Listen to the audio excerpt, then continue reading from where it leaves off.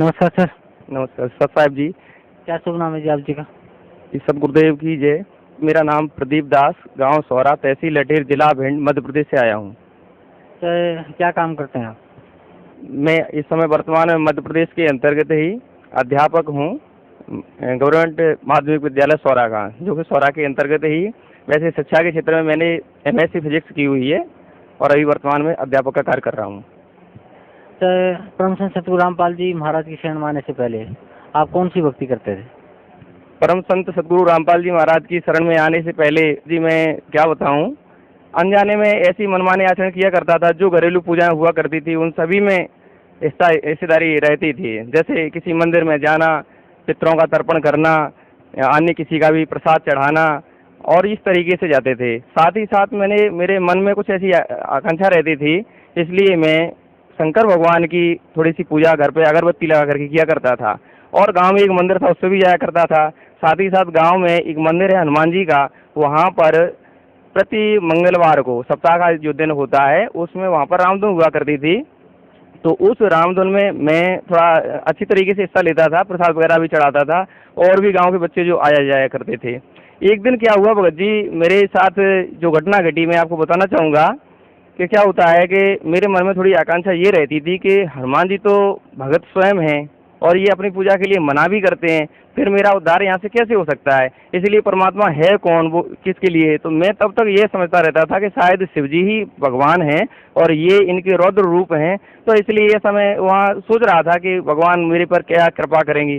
एक दिन मैंने क्या हुआ कि बंदी छोड़ के नाम से एक साखी कही, क्योंकि वहाँ पर जो रामधुन हुआ करती थी उसमें कीर्तन भी हुआ करते थे।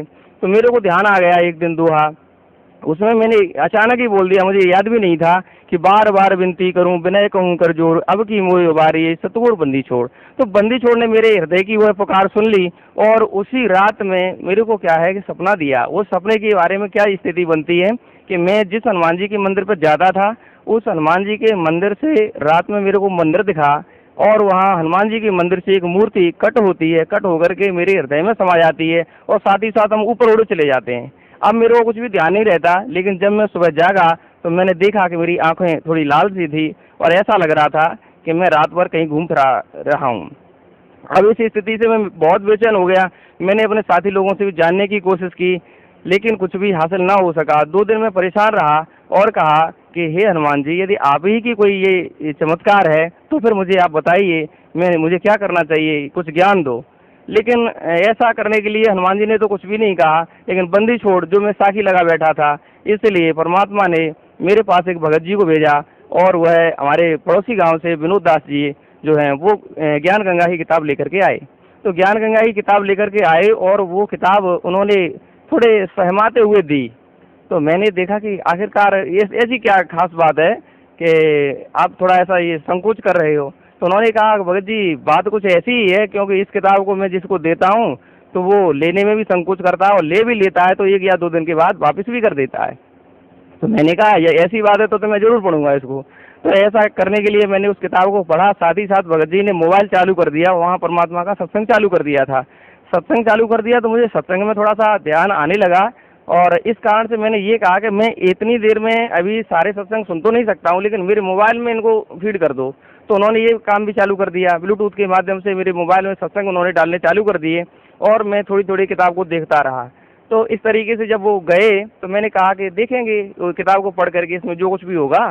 तो इस तरीके से उन्होंने कहा कि हाँ वैसे एक बार आश्रम में चलो तो सब बात समझ में आ जाएगी, भक्ति के लिए ऐसा ही बात है। मैंने उनसे जो प्रश्न किए थे, जैसे शरीर का आत्मज्ञान है, कमल कैसे होते हैं, भगवान की भक्ति कैसे करनी चाहिए, क्योंकि इससे पहले मैं थोड़ा शारीरिक स्वस्थ रहने के लिए योग का अभ्यास भी करता था, तो इस संबंध में भी मैंने उनसे पूछताछ की। लेकिन उन्होंने ये कहा कि सारी बातें वो तो आश्रम में आप जाओ तभी क्लियर होंगी।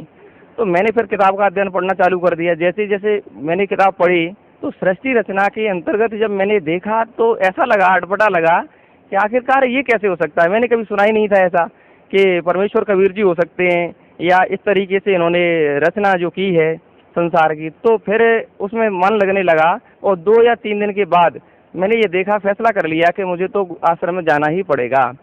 तब मैंने देखा कि ये तो आश्रम में जाना पड़ेगा, फिर उसमें ज्ञान गंगा में 21 नियम भी दिए हुए थे। तो उन नियमों को देख करके मेरे मन में थोड़ी सी आशंका हुई कि मैं ये नियम कैसे पाल पाऊंगा, क्योंकि अब बाकी के सभी भगवान की भक्ति हमें करनी नहीं है वहाँ से, और गुरु जी जो बता रहे हैं कि किसी मंदिर में भी नहीं जाओगे। तो इस कारण से मैंने ये कहा भगत जी से कि ऐसा वहाँ पर देखने से क्या और भक्ति करने से ऐसी बात बन सकती है कि मैं मंदिर पे भी जाता रहूँ और भक्ति भी करता रहूँ। तो उन्होंने कहा ये भी गुरु जी ही बताएंगे, मैं कुछ नहीं कह सकता। तो इस संबंध में मैंने कहा चलो ठीक है। साथ ही साथ मेरे क्या है कि मेरी भक्तिमती जो थी उसको एक विस्फेल की तबीयत खराब रहती थी, उसके स्तन में एक गांठ थी जिसके लिए मैं 2 बार ऑपरेशन भी करा लिया था डॉक्टरों से, लेकिन फिर भी वो ठीक नहीं हो पा रही थी। तब पता चला कि ये तो कहीं किसी प्रेत बाधा का शिकार है। तो मैंने झाड़ फूक भी उसकी करवाई। झाड़ फूक करवाते करवाते मुझे करीबन 2 वर्ष हो गए, लेकिन उसको जो वो रोग था ठीक नहीं हो पाया और दिक्कत होती थी कि मैं बार बार जाता था, परेशान होता था। इसी दौरान ये बात मैंने भगत जी से कही कि अब ये बात ये हो रही है कि आध्यात्मिक क्षेत्र में मैं आश्रम में भी जाना चाहता हूँ और इसमें तो पूजाओं के लिए सख्त मना है, और जब उसको यदि हम ऐसा नहीं करवाएंगे तो वो ठीक नहीं हो सकती किसी भी कीमत पे, तो क्या इसका समाधान होगा। तो उनने कहा ये भी गुरु जी ही बताएंगे। तो इस कारण से जब ये बात आई कि गुरु जी ही बताएंगे तो मैंने कहा सभी को ले चलते हैं। मैंने भक्तिमती को भी नहीं बताया, 2 बच्चे भी हैं मेरे, तो उनको भी मैंने नहीं बताया, और ये कहा आज चलो तुम्हें घुमाने के लिए ले चलते हैं। और इस तरीके से बंदी छोड़ सतगुरु रामपाल जी महाराज ने हमारे ऊपर दया की।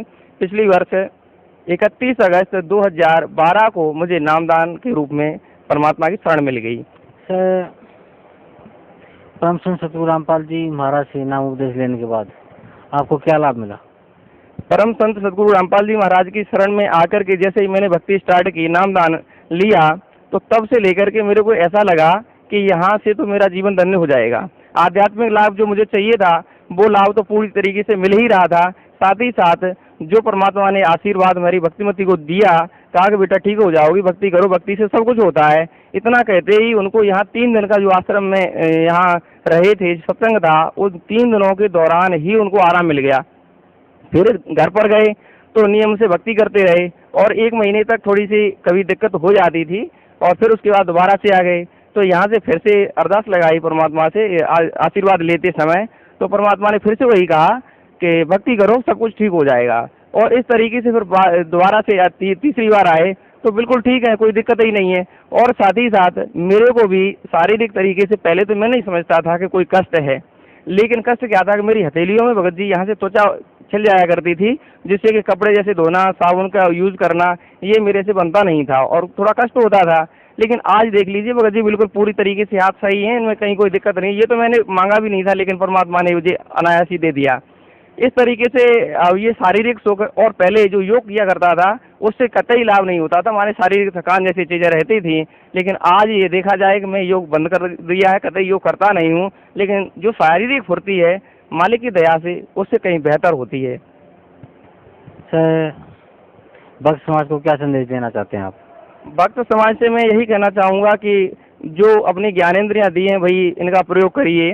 आज संसार में देखें तो नकली संतों की बाढ़ आई हुई है, वह ठगी में ठगे चले जा रहे हैं, और इस तरीके से देखें तो भक्त समाज का जीवन तो उन्होंने लूट ही लिया है, और यदि हम लुटते ही रहेंगे तो फिर संभलेंगे कब। इसलिए भक्त समाज को मेरी विनती है, करवद्ध निवेदन है कि आप अपने आंखों से देखिए, कानों से सही सुनिए, आश्रम में आइए, सतगुरु रामपाल जी महाराज की शरण में आकर के नामदान लीजिए और अपने जीवन को धन्य बनाइए।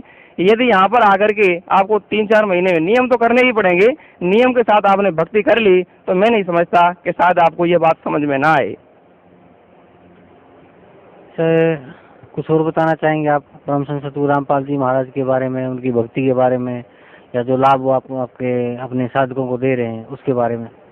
बंदी छोड़ सतगुरु रामपाल जी महाराज की जो भक्ति मुझे मिली, इस भक्ति के लिए मैं अन्य लोगों से यह कहना चाहूँगा, अन्य लोगों का तात्पर्य यह है कि जो संत महंत परंपरा पर आज के लिए गुरु पद पर बैठे हुए हैं, तो वो भी इस बात को समझ लें कि काहे के लिए अन्य जो भगत समाज है उसके जीवन को बर्बाद कर रहे हैं। क्योंकि सच्चाई तो सत्य तो सत्य ही होता है, उसको दबाया नहीं जा सकता। जिस तरीके से कैसे भी कहें कि सत्य जो है तो उसको दबा करके कितनी देर तक छुपा सकते हो, वो तो कर दिया। परमेश्वर आए थे 1398 में, उस समय से लेकर के 600 वर्ष अभी तक खराब कर दिए, गुजार दिए, और नकली पंथों को चला करके मानव समाज का, ये भक्त समाज का जीवन लूट लिया।